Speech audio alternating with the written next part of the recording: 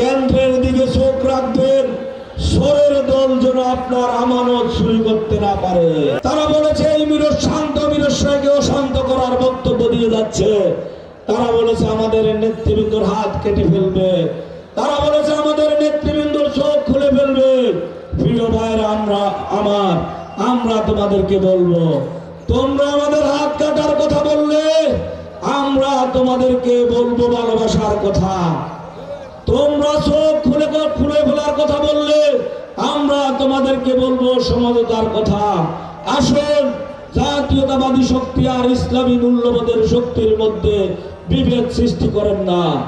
আমাদের মিরসরাইয়ের সকল মানুষকে তুমি দানের শীষের পক্ষে ভোট দেওয়ার তৌফিক দান করুন।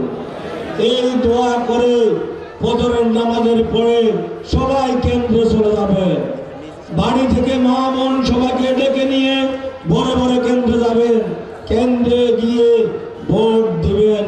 ভোট দিয়ে ঘরে এসে চা নাস্তা খেয়ে মা বোনদেরকে বলবেন ঘরে বসে আমাদের জন্য দোয়া করতে।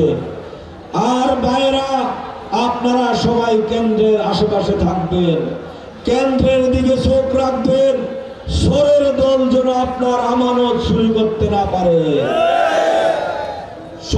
বিকাল যখন 4টা হবে, বিকাল 4টায় সবাই যার যার কেন্দ্রে উপস্থিত থাকবেন তো সবাই?